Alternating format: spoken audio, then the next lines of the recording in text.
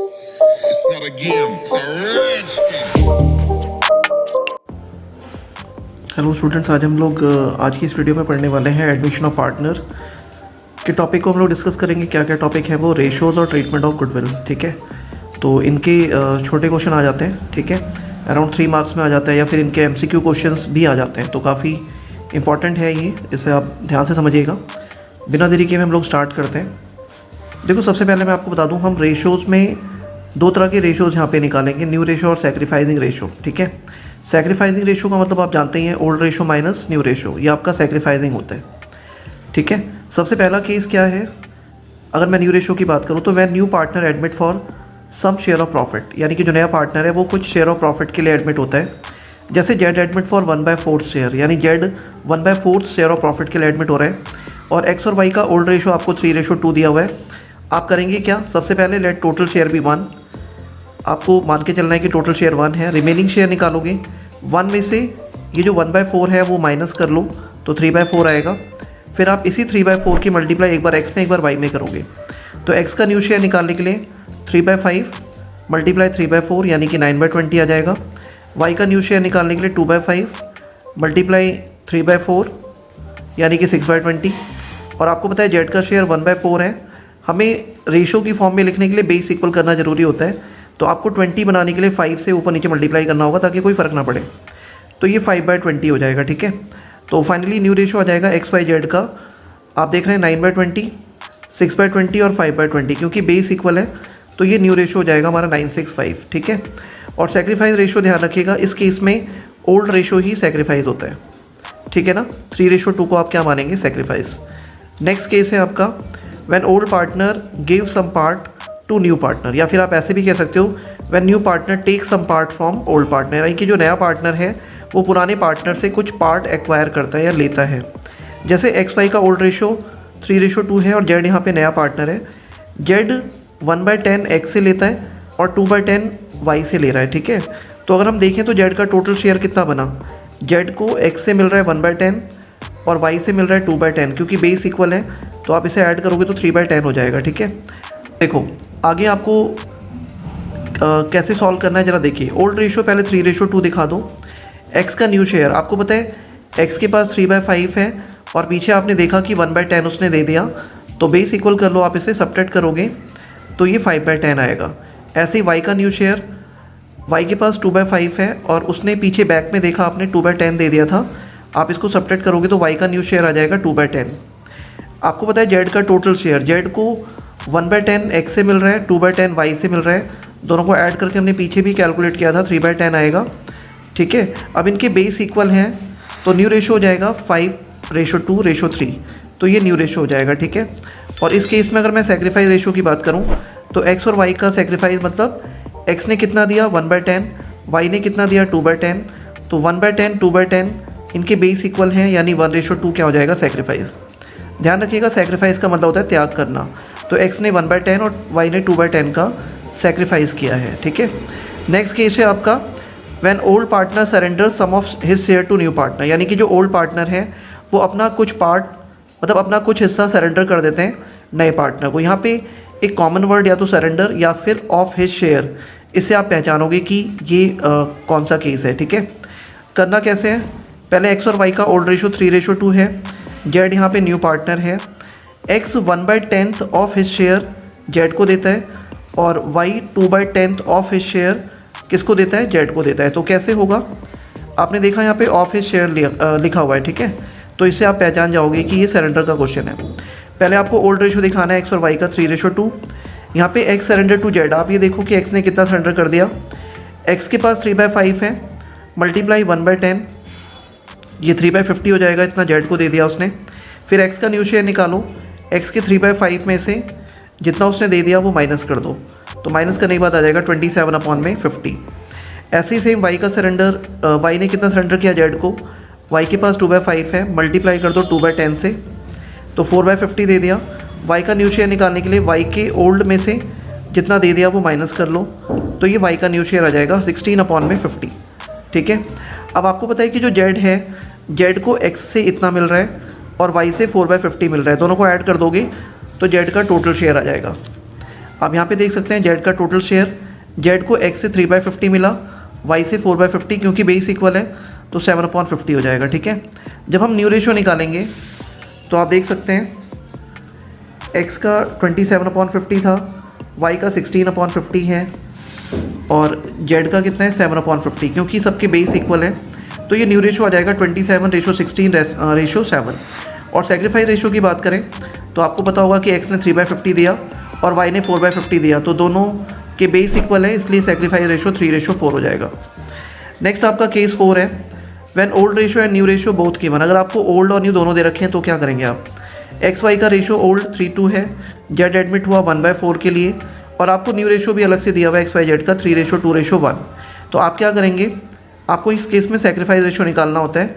तो एक्स का सेक्रीफाइस निकालने के लिए old ratio minus new ratio, तो एक्स का ओल्ड कितना है 3/5, न्यू कितना है 3/6, आप इसे सब्ट्रैक्ट करोगे तो 3/30 आ जाएगा। ठीक है, वाई का सेक्रीफाइस निकालोगे तो सेम, वाई का ओल्ड है 2/5 और वाई का न्यू है 2/6, इनका एलसीएम लेके सब्ट्रैक्ट करोगे तो 2/50, क्योंकि बेस इक्वल है तो 3:2 क्या हो जाएगा आपका सेक्रीफाइस रेशो हो जाएगा। ठीक है, तो यहाँ पे हमने रेशोज़ फिनिश कर लिए। इन्हीं के बेसिस पे क्वेश्चन आपको एमसीक्यू में भी आ सकते हैं और वैसे भी छोटा क्वेश्चन आ सकता है, तो आप इससे ज़रूर प्रिपेयर कीजिएगा। ठीक है, अब हम लोग आगे स्टार्ट करते हैं ट्रीटमेंट ऑफ गुडविल, जिससे काफ़ी इंपॉर्टेंट है और आपका क्वेश्चन आता ही है। तो ट्रीटमेंट ऑफ गुडविल में आप पहले कॉन्सेप्ट समझ लो।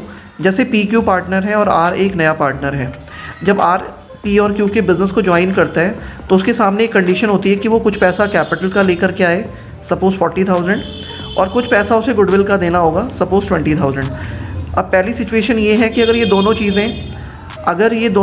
चीज़ें यानी 40,000 कैपिटल और 20,000 गुडविल अगर वो कैश में लेकर के आता है तो क्या करोगे आप। पहला केस भी यही है, when new partner admit and he bring his share of capital and goodwill both in cash, यानी कि जो नया पार्टनर है वो अपनी कैपिटल और गुडविल दोनों कैश में लेके आता है। देखो, अगर नया पार्टनर कैपिटल और गुडविल दोनों कैश में लाता है तो सबसे पहले एंट्री होगी लाने की। एंट्री क्या करेंगे आप, कैश या bank account debit to R's capital to premium for goodwill. आपको पता है 40,000 कैपिटल है और 20,000 कैश की गुडविल, तो टोटल कितना हो गया 60,000। ठीक है, अब ध्यान रखना नेक्स्ट एंट्री क्या होगी सेकंड, क्योंकि जितनी भी वो गुडविल लेकर के आया है वो गुडविल ओल्ड पार्टनर आपस में डिस्ट्रीब्यूट कर लेंगे, क्योंकि इस गुडविल का बेनिफिट किसको मिलेगा, एक्स और वाई को, मतलब एक्स और वाई यानी पी और क्यू को, जो ओल्ड पार्टनर है। तो एंट्री होगी premium for goodwill account debit to P to Q, और ये आपको सेक्रीफाइस रेशियो में बांटना है। अगर आपको न्यू भी पता है तो ओल्ड माइनस न्यू करके निकालो, वरना मैंने ओल्ड रेशियो को ही सेक्रीफाइस लेना होता है। तो हम 3:2 लेके चलते हैं। 20,000 को 3:2 में बांटोगे तो एक का 12, एक का 8,000 हो जाएगा। यानी अगर नया पार्टनर कैपिटल और गुडविल लेकर आ रहा है तो ये दो एंट्री तो आपको करनी ही करनी है। नेक्स्ट है आपका second case, when old partner withdrawn new partner share of goodwill, यानी अगर पुराने पार्टनर नए पार्टनर की गुडविल को विड्रॉ कर लेते हैं तो क्या करोगे। सपोज आपको एक एग्जांपल है, जैसे P and Q drew half amount of R share of goodwill. आपको पता है कि जो आर है वो 20,000 गुडविल लेकर आया था और पी और क्यू ने उसकी हाफ गुडविल विड्रॉ कर ली। तो ये दो एंट्री तो करोगे ही करोगे आप, पहले लाने की फिर डिस्ट्रीब्यूट करने की। एक थर्ड एंट्री भी करनी है आपको, और इसकी एंट्री होगी old partner debit to cash या बैंक, यानी P debit Q debit to cash या बैंक करके 20,000 का हाफ कितना हो जाएगा 10,000, उसे भी आप सेक्रीफाइसिंग रेशो में ही बांटोगे, ओल्ड माइनस न्यू, यानी कि 3:2। तो 10,000 को 3:2 में डिस्ट्रीब्यूट करेंगे तो 6,000 और 4,000 होगा। ठीक है, तो आपको याद रखना है ये विड्रॉ करने की एंट्री है। नेक्स्ट है आपका case third, when new partner bring some part of goodwill in cash, यानी कि नया पार्टनर गुडविल का कुछ पार्ट कैश में लाता है और कुछ नहीं लेकर आता है। एंड गुडविल ऑलरेडी एग्जिस्ट या अपेयर, या आपको पहले से भी दे रखा होगा कि गुडविल पहले से अपेयर है। ठीक है, तो आप क्या करेंगे, जैसे एक एग्जांपल ले लेते हैं, R bring 10,000 as goodwill out of rupees 16,000, यानी कि जो आर है वो 10,000 गुडविल लेकर आ रहा है 16,000 में से, तो 6,000 तो नहीं लेकर आया, तो जो पैसे नहीं लेकर आया उसे एडजस्ट कर लेंगे, जितना गुडविल वो लेकर आया है उसे लाओ और फिर डिस्ट्रीब्यूट कर दो। और गुडविल पहले से अपेयर है 18,000, तो जो गुडविल पहले से अपेयर होती है उसको हम राइट ऑफ कर देते हैं। ठीक है, तो कैसे होंगी एंट्री जरा देखो, cash account debit to premium for goodwill. अगर वो कैपिटल भी लेकर के आता तो यहाँ पे 2 आर्स कैपिटल करके दिखाते, लेकिन हमें कैपिटल पता नहीं है तो हम सिर्फ गुडविल दिखाएंगे। तो cash account debit to premium for goodwill 10,000। अब आपको पता है ये जो गुडविल है ये ओल्ड पार्टनर में डिस्ट्रीब्यूट हो जाएगी, तो premium for goodwill debit to P to Q, यानी ओल्ड पार्टनर, सेक्रीफाइसिंग रेशियो बांटोगे 3:2, तो 10,000 को 3:2 में डिस्ट्रीब्यूट करोगे 6 और 4,000 हो जाएगा, ठीक है। अब ध्यान रखना कि जो गुडविल नहीं लेकर के आया, जैसे goodwill which is not bring ₹6,000, इसको हम क्या करते हैं, एडजस्ट कर लेते हैं थ्रू कैपिटल। उसकी कैपिटल के थ्रू से क्या कर दिया जाएगा, एडजस्ट, यानी जो थर्ड एंट्री होगी वो ये होगी, new partners current account debit to old partners capital account, यानी आर्स करंट अकाउंट डेबिट, क्योंकि नया पार्टनर कौन है, आर, तो R's current account debit to P's capital to Q's capital, same sacrificing ratio में ही डिस्ट्रीब्यूट करना होता है। और रेशो 3:2 एज्यूम करके चल रहे हैं हम लोग, ओल्ड रेशो ही सेक्रीफाइस है। तो 6,000 को 3:2 में बांटोगे, एक का 3600, एक का 2400 हो जाएगा, ठीक है। जो गुडविल पहले से अपीयर होगी उसे हम क्या करेंगे, राइट ऑफ करेंगे। राइट ऑफ करने की एंट्री होती है old partner debit to goodwill, यानी P debit Q debit to goodwill. जितनी भी गुडविल अपीयर है 18,000, उसे ओल्ड रेशो यानी 2:1 में बांट लो, एक का 12,000, एक का 6,000 आएगा, ठीक है। अब यहाँ पे नेक्स्ट केस है आपका 4, when new partner unable to bring any goodwill in cash. अगर नया पार्टनर कुछ भी गुडविल कैश में नहीं लाता है तो क्या करोगे आप, ध्यान रखिएगा। जैसे आर का न्यू शेयर है आर का जो शेयर है वो 1/4 है, and he bring ₹20,000 as capital but never bring any goodwill in cash, यानी आर जो है वो कैपिटल तो लेकर आता है बट गुडविल नहीं लेके आ रहा है। तो हमें क्या करना है, उसकी शेयर ऑफ गुडविल निकालनी है जो वो नहीं लेकर के आया। हमें गुडविल ऑफ द फर्म पहले से 60,000 दे रखा है, तो आप क्या करोगे, आर शेयर ऑफ गुडविल निकालने के लिए इस 60,000 में से पहले 1/4 कर लो अकॉर्डिंग टू जो भी उसका शेयर है, 15,000, यानी कि ये वो गुडविल है जो लाना था बट वो नहीं लेकर आया। तो हम क्या करेंगे, पहले cash account debit to R's capital, जितनी वो कैपिटल लेकर के आया वो दिखा दो 20,000। जो गुडविल नहीं लेकर आया है आपको पता है उसे एडजस्ट कर लेते हैं, तो R's current account debit to P's capital to Q's capital, 15,000 को ओल्ड रेशो को ही हम क्योंकि यहाँ पे सेक्रीफाइस मान रहे हैं, लेकिन आपको सेक्रीफाइसिंग में ही बांटना है। अगर ओल्ड और न्यू दोनों पता है तो ओल्ड माइनस न्यू करके निकालो, वरना ओल्ड रेशो को ही सेक्रीफाइस लेके आप 15,000 को 3:2 में डिस्ट्रीब्यूट कर लो, एक का 10,000 आएगा, एक का 5,000 आएगा, ठीक है। तो यहाँ पे केस नंबर 4 भी आपका ओवर हो जाता है। नेक्स्ट आपका है हिडन गुडविल। देखो, अगर हिडन गुडविल के टॉपिक की बात करें तो ये इंपॉर्टेंट है, अलग से स्पेसिफिक क्वेश्चन आ जाता है इसका। पहले तो आप हिडन गुडविल के बारे में समझो। देखो, हिडन गुडविल वो है जिसमें आपको गुडविल के बारे में इंफॉर्मेशन दे ही नहीं रखी होगी, आपको गुडविल फाइंड आउट करनी होगी कि कितनी गुडविल है, नए पार्टनर की या फर्म की कितनी गुडविल है, ये आपको कैलकुलेट करने के लिए आ सकता है। तो मैं आपको बता दूं कैसे निकालोगे आप गुडविल। पहले total capital of the firm minus करो उसमें से ऑल पार्टनर कैपिटल, यानी सारे पार्टनर की capital minus profit plus loss, इतना करके जो आएगा वो आपकी फर्म की गुडविल आएगी, ठीक है।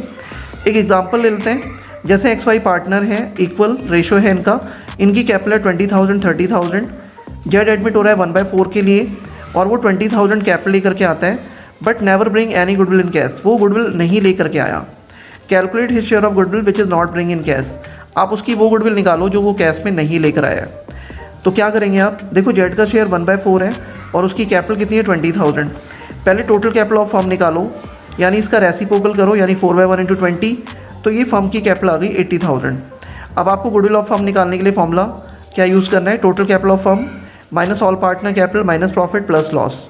तो फर्म की कैपिटल तो 80,000 है, ऑल पार्टनर्स कैपिटल मतलब तीनों पार्टनर की कैपिटल माइनस करो। ध्यान रखना ये एक्स की कैपिटल है, ये वाई की कैपिटल है और जेड की कैपिटल आपको 20,000 गिवन है। प्रॉफिट आपके पास कुछ नहीं है, लॉस आपके पास कुछ नहीं है, तो 80,000 में से ये सारे माइनस कर लो, यानी 70, तो 10,000 आएगा। ये 10,000 आपकी फर्म की गुडविल है, ठीक है।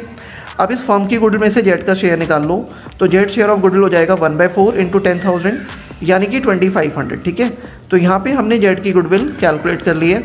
अगर आपको जनरेटरी करने के लिए बोलता है तो आप जनरेटरी भी कर सकते हो, जैसा कि आपने पीछे सीखा हुआ है, ठीक है। तो यहाँ पे जाके ये वीडियो ओवर हो जाती है। हमने बहुत इंपॉर्टेंट 2 टॉपिक डिस्कस किए यहाँ पे, रेशोज़ के सारे केसेस और आपके ट्रीटमेंट ऑफ गुडविल के सारे केसेस। तो काफ़ी इंपॉर्टेंट है, MCQ क्वेश्चन में और शॉर्ट क्वेश्चन में ज़रूर आता है, तो आप इसे ज़रूर ग्रैब करो, ठीक है। और आज के लिए इतना ही। अगर आपको ये वीडियो पसंद आई है तो आप लाइक करें, चैनल पे अगर फर्स्ट टाइम है, नए हैं तो आप सब्सक्राइब कीजिए और बेल आइकन को ज़रूर दबाइएगा, ताकि आपको जो नेक्स्ट वीडियोज़ है जो एग्ज़ाम को लेकर के हम लोग डाल रहे हैं तो उसका आपको अपडेट मिल सके और आप उसका बेनिफिट ले सकें। और बाकी अपने फ्रेंड्स को भी इसको रिकमेंड करें, शेयर करें, ताकि वो भी इस नॉलेज को ग्रैब कर सकें, ठीक है। तो आज के लिए इतना ही। Thank you very much.